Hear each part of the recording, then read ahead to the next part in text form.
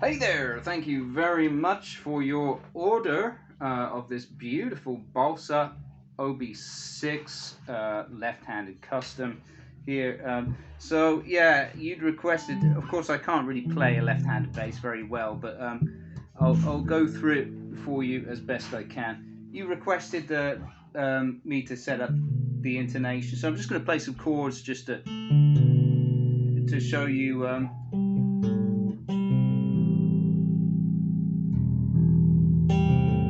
hope it doesn't hurt your ears too much.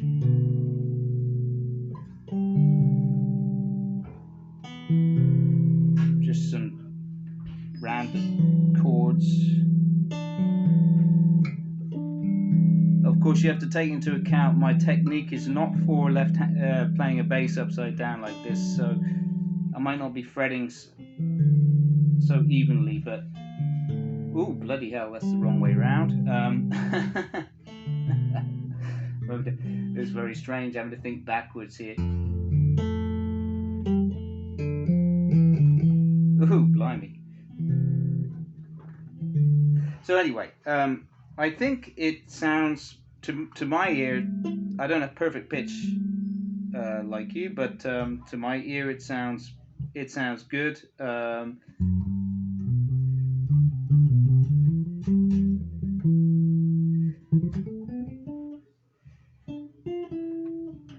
Blimey, so. But anyway, it's in active mode right now and balanced. That means both volumes are full up. Oh, blimey. And that's with everything dialed up. Bass, treble, master tone.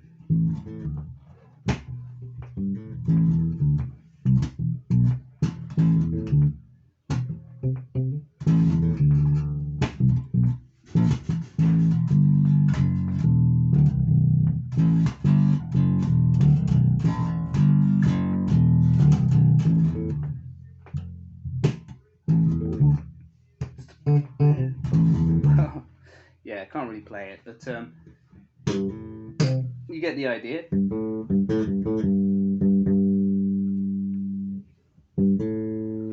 So, just going on to the. 1 minute. Which one's which? Oh, it's so weird thinking upside down.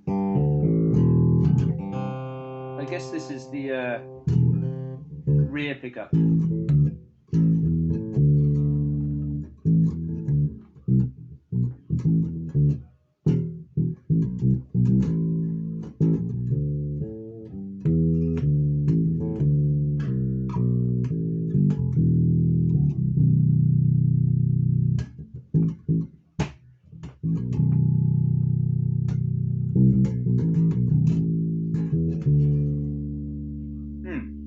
So yeah, it's all working great. I think. I think the intonation is good.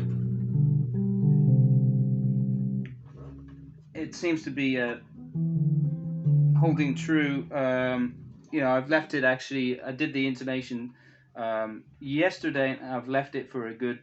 I've left it overnight without touching it, and I've come to it, and it seems to be keeping its tuning and intonation just fine.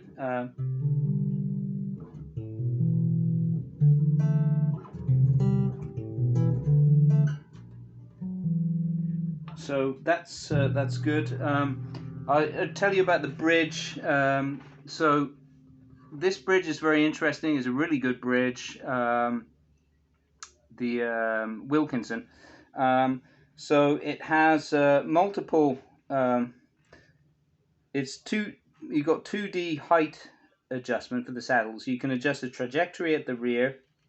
You can adjust the angle that it operates on, and you can adjust at the front as well the height. And then it's got locking for the wheels here that the strings sit on, so you can adjust the spacing. Right now I've put it at 18.5mm spacing between each string. Of course you can adjust it as far as 19 might be a little bit difficult, but you can certainly adjust it to be 18 or 18.5, or maybe even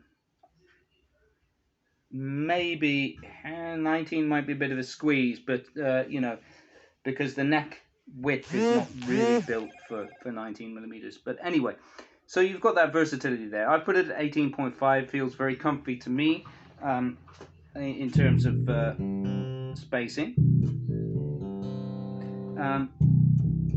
The low B,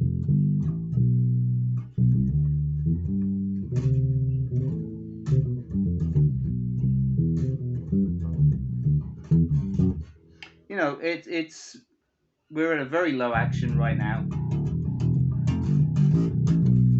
and it seems to be really solid.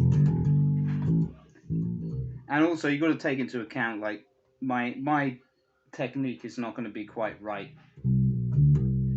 on this because I'm not left-handed. So, but anyway, yeah, I think it's feeling great, and seems to be holding out just fantastic. Tuning intonation wise, yeah, it shouldn't be a problem changing the strings on it, as you said you wanted to. Now these necks are very solid. It's quarter sawn maple, so extremely well seasoned. So it probably won't move very much in the flight, but it might do. So once it reaches you, it has I'll include a care guide with it. Once it reaches you, just tune it up, let it settle in, and see how it does. And if it's, you know, if the action is, if it's buzzing, you give it a little bit of relief on the truss. Hopefully it will be just fine though. But that's all you should really need to do. What tends to happen in the flight, because it gets very cold, is the neck will go from, right now it's almost perfectly flat. It's got like a minuscule amount of relief on it. But what tends to happen is that the neck will contract with the cold, which will make it go even flatter than it was, or even sometimes, in some cases, make it go convex. If that happens, you let it settle in, let it acclimatize. If it's still doing that, you adjust the truss. You give it some relief by turning it to the left. It's explained in the care guide.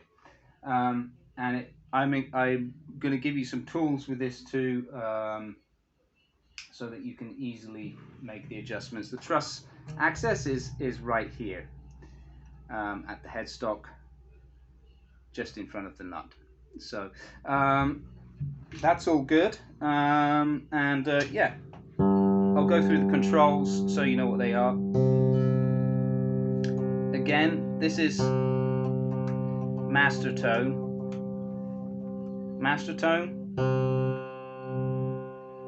bass, treble, front volume, rear volume.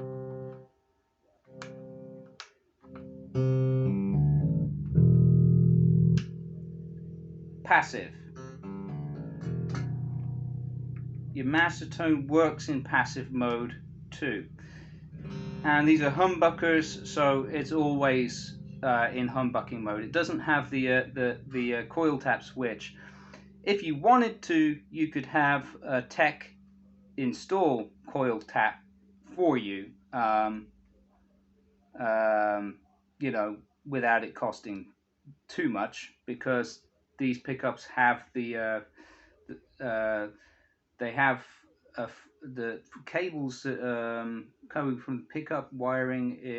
I think you've got 4, so you can certainly make it so that you can operate them. I think you can even have 3-way coil tap on each of these if you wanted to diversify the sounds that you can get out of this thing even more. And that wouldn't probably cost very much, maybe 150 bucks or something for the labor and parts to do that. But of course they would have to open up a couple more holes for each coil tap switch. But there is room in the cavity, just about. There's enough room to squeeze that in if you ever wanted to do that. So it could be like just super versatile if you do that. But anyway, it's great. I think you're gonna like it. Hope so. Anyway, and yeah, it is in excellent condition. You know, the scratches that are on it are, yeah, only really on the back and like not very noticeable at all. So it's quite inconspicuous. So there you go. Thanks again, and this will be taking roughly 7. It's supposed to be 7 to 14 days, um, but because of the Olympics, there may be some delays getting stuff out of Japan, possibly. Once it's out of Japan, though, that's it. It won't take long once it's departed. But recently there have been a few delays getting stuff out of Japan. So there you go. Thanks again. We'll be packing it in a nice soft case and boxed, of course, to reach you in the US. Cheers.